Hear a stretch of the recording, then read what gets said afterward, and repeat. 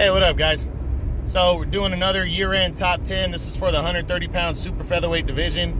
The dropouts went kind of long. There were 7 fighters that dropped out of the top 10 from last year. This division has really turned over. So I'm going to try to try to jam in numbers 6 through 10 within 10 to 12 minutes, the max 15.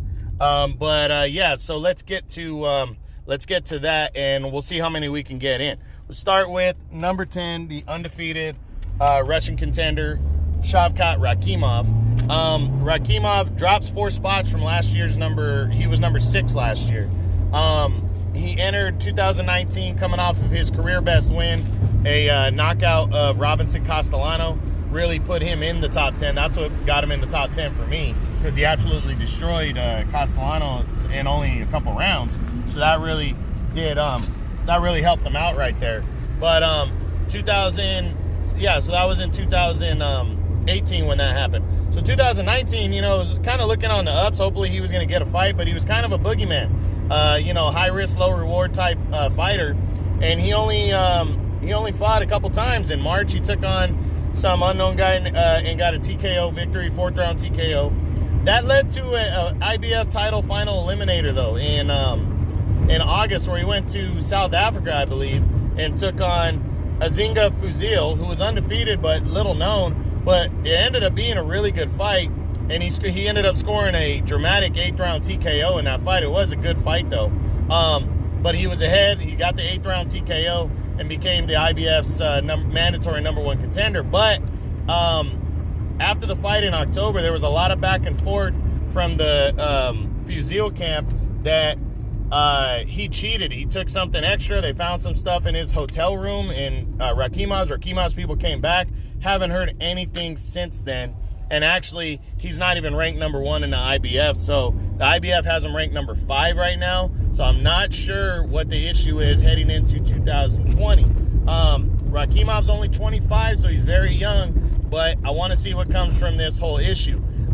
If he gets cleared of any drug charges or whatever, he should be the IBF's mandatory number 1 contender, and he should be in line to face the winner of Tevin Farmer and Joseph Diaz, and that's going to be a good fight, whoever he fights, if it's the winner. But we got to wait and see. But I hope this is a year Rakhimov can get a title shot and get an opportunity to prove how good he is, because I'm interested in seeing him against a top dog. So hopefully that happens for him. Finishing the year number 9 at 130 pounds is the reigning IBF champion, Tevin Farmer of the United States. Farmer drops 2 spots from number 7. He entered 2019 coming off of a 2018 where he captured the IBF title in August and then made 2 quick defenses before the end of the year. He was keeping that fast pace going. He came back in March and took on undefeated but little known Joan O'Carroll and got a 12-round decision in a competitive fight, but he clearly won. Then in July, he made a mandatory against little-known Guillaume Frenois of France and dominated him to a shutout 12-round unanimous decision and retained the title again. After that, he was trying to come back in November. He was trying to get a big fight with Joseph Diaz or Gervonta Davis, but the Davis fight didn't pan out, and the Diaz negotiations went on too long. They rolled over into 2020. So that being said, as we enter 2020, Tevin Farmer is 29, so he's kind of in the prime of his career, and the biggest fight of his career is coming up on Thursday, January 30th, during Super Bowl week, when he takes on, defends his title, actually as the co-feature in an undercard of a huge DAZN triple header, 3 title fights. He's taking on Joseph Diaz Jr., former world title challenger. Gonna be a really good fight. I can't wait to see it. The biggest of Farmer's career by far, and the toughest fight. Honestly, I'm giving this one to Diaz. I think Diaz is gonna beat him, but I think Farmer could pull it off. I think it's gonna be a good action fight. Farmer's got good skill, and we're gonna see who the better man is. If Farmer pulls this off, he might have a mandatory duel against Rakhimov or somebody else towards the middle of the year. But Farmer could find himself in a unification possibly towards the end of the year if he were to beat Diaz. So we'll see what happens, but he has a huge opportunity on Thursday, January 30th against Joseph Diaz Jr. We'll see what happens in that one. So, okay, next up, finishing the year number 8, is the former WBA champion, Andrew Cancio. Cancio came out of nowhere. He wasn't ranked in my top 10 heading into 2019. 2018, he really didn't do much. What he was best known for was a knockout of Rene Alvarado back in 2015, and then he had gotten stopped in the 9th round against Joseph Diaz Jr.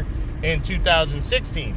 So he really, not really known for much, and he was a journeyman, but he got a huge opportunity in February to challenge for the WBA regular title against Alberto Machado, and he took full advantage of Machado. Machado hurt him, put him down in the first round, and then he just walked right through Machado, who said, 130, he was, really dropping a lot of energy to make 130 pounds, and he stopped him with a body shot, stopped the undefeated Machado with a body shot in the 4th round, and knocked him out and captured his first world title. A dream come true. He's a true Rocky kind of story here. But then he returned for a mandatory rematch in June against Machado again. This time, even though Machado was saying he struggled with weight, he wasn't overlooking Cancio in the rematch, so I figured Machado was definitely going to knock him out in a rematch, and he would probably condition himself better. But nope, that was not the case.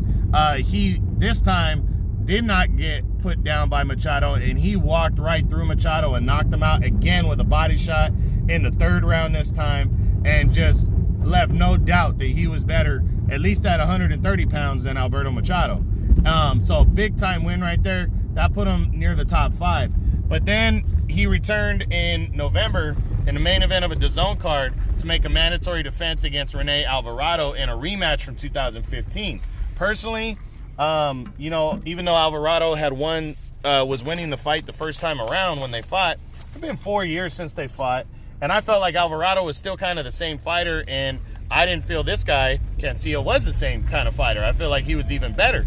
So I thought Cancio was going to stop him or beat him more convincingly, or at least get a decision over Alvarado, and Alvarado just beat up Cancio in this fight. He really outworked him, beat him to the punch, beat him up, stopped the fight, and the referee stopped it. It was from a punch, and Alvarado won by TKO in the 7th round over Cancio, and took the title from Andrew Cancio. So disappointing end. He had a great, magical year though to start, and beating a top-level fighter, or an undefeated rising prospect at least, like Alberto Machado. So it was huge, 2 back-to-back knockout wins there. But the loss to Alvarado, hurt him. But what hurt him even more, what hurt him even more was shortly after he was let go out of his contract with Golden Boy, because the week of the fight, he was bad-mouthing Golden Boy, saying a lot of things about Golden Boy. After the loss, there was people talking possibly a 3rd fight with Alvarado, and Golden Boy shut that down real quick and let go of the contract of Andrew Cancio. So heading into 2020, Cancio is a veteran. He's 31 years old.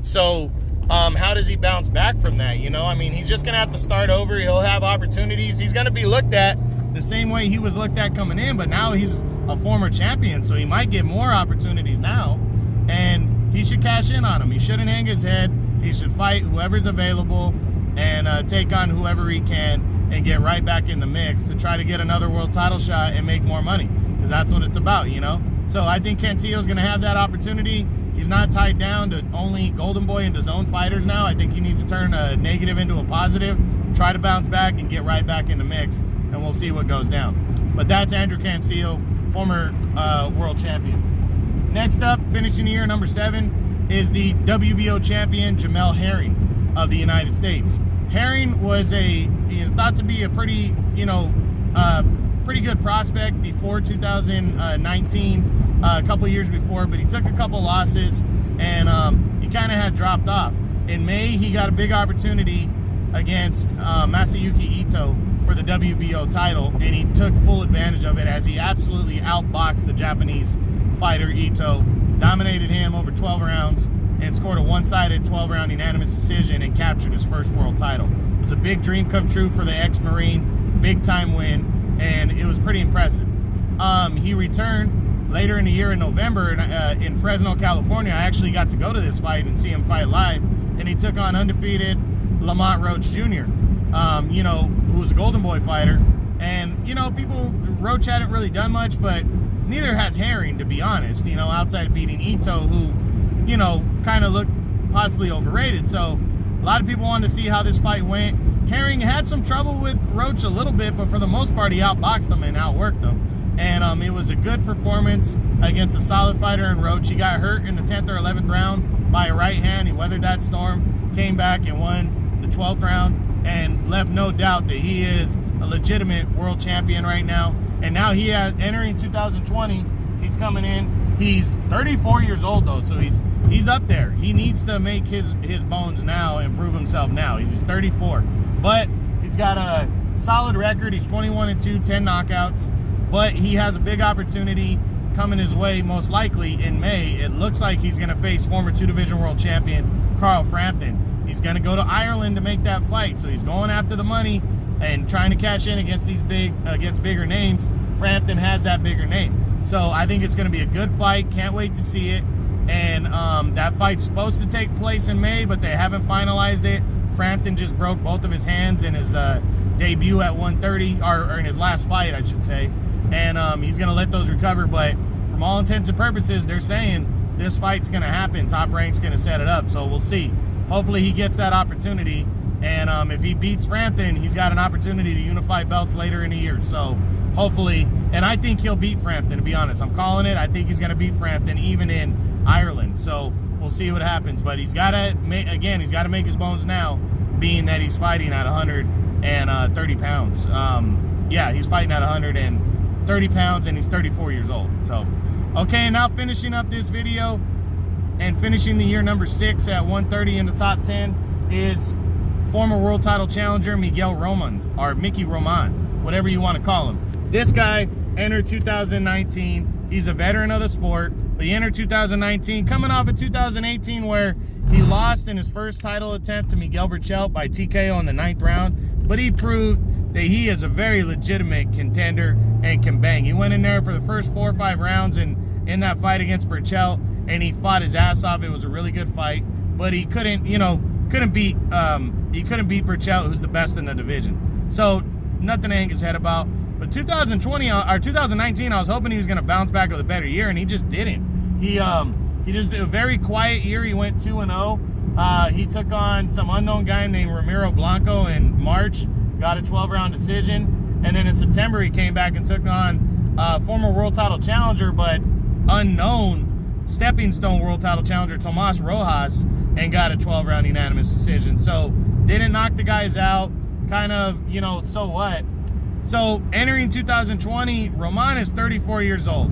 He's been in some wars. He's been in some good-ass fights. The last 3 years, he's proven that he's a legitimate contender in this division. If he's going to make his bones and win his first world title, he's got to get an opportunity this year. He's got to put himself in line for an opportunity. So he really needs to do that. Overall, he's 62-13 with 47 knockouts. He's still a guy, though, that can be viewed as a stepping stone type guy, but I still think he's got some fire in his belly and can definitely give guys a good run for their money. That's why I've kept him here. Last year, he was number 5. He only drops 1 spot.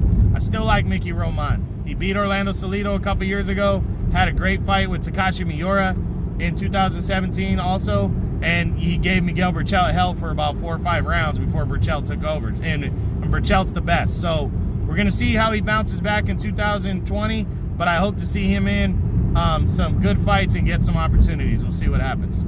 All right, guys, that was it for numbers 6 through 10 in the 130-pound super featherweight division for my year-end top 10s. True Boxing, been hit with the truth.